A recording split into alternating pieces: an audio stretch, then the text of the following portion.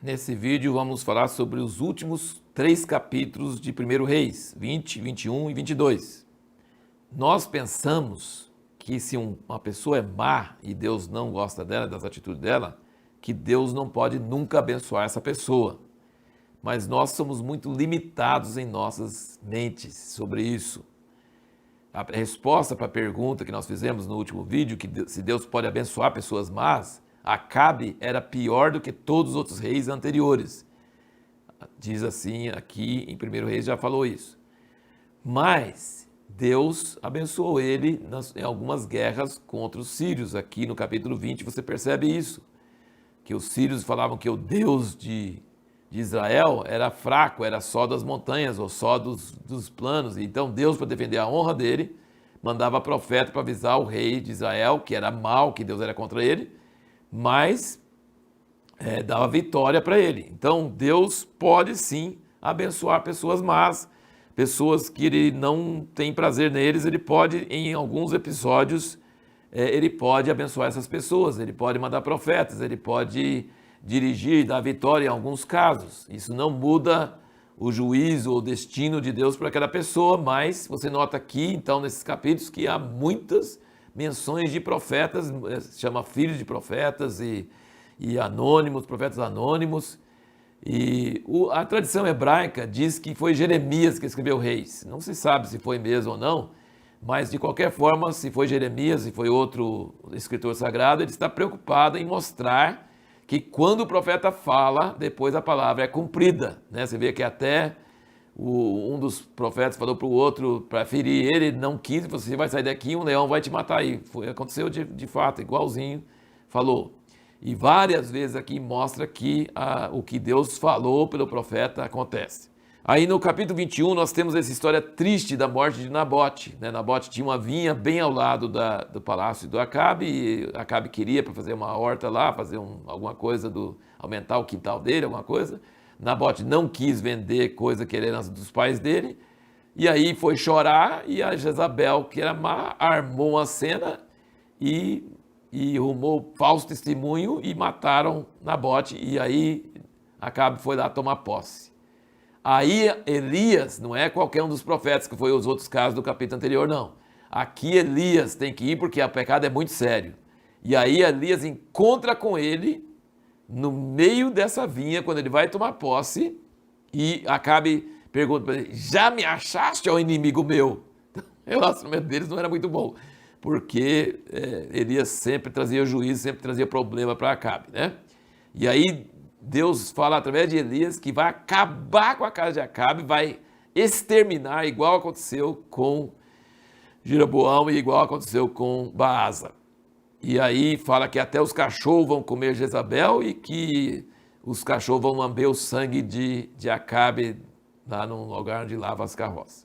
E aí, quando ele falou isso para Acabe, Acabe se arrependeu, rasgou a roupa, vestiu um pano de saco e ficou humilde. E aí veio uma palavra de Deus, ele aliviando, falando: não vai acontecer na vida dele, vai acontecer depois dele.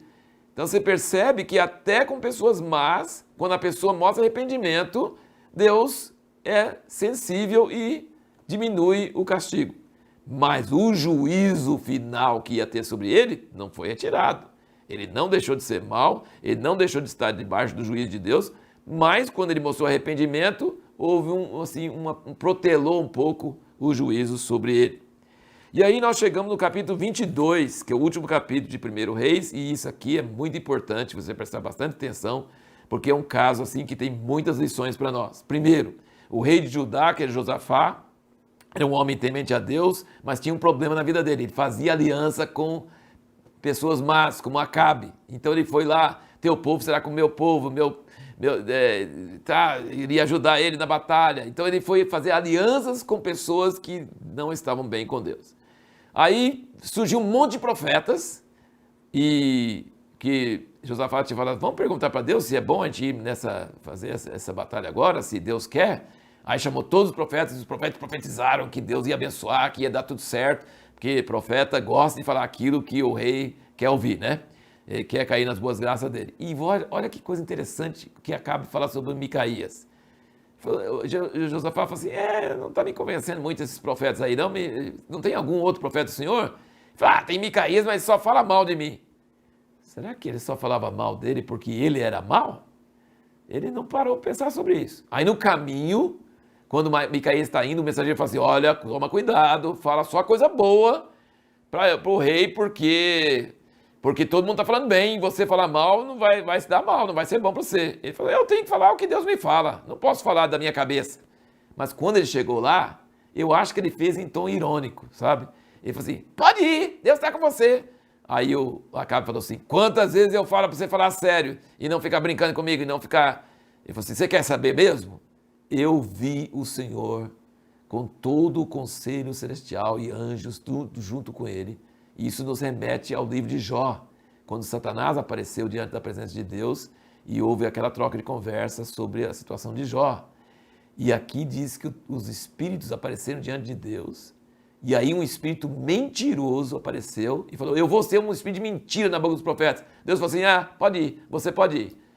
E você vai conseguir. Então essa mentira que os profetas estavam fazendo, aqueles profetas profetizando que ele ia se dar mal, eles não era só da cabeça deles, não. Era um espírito de mentira, mas profético, que tinha unção profética, e o espírito de mentira saiu da presença de Deus e foi para aqueles profetas. É isso que está dizendo aqui nesse texto. Acabe falando, tá vendo? Eu falei que você quer só falar mal de mim. Então assim, ele fala que fala mal. Depois quando ele fala bem, fala para ele falar, levar a sério. Depois quando ele fala mal, fala, tá vendo? Ele fala mal. Então assim, é muita contradição na cabeça de um homem, né? Em vez de perceber, não, o cara tá falando a verdade e você é mal e você vai levar. Mas ele teve um pouquinho de temor. E ele foi falso. Isso se chama amigo da onça. Sabe, amigo da onça é aquele que parece ser amigo, mas não é? Sabe o que ele fez? Ele falou assim, eu vou me disfarçar.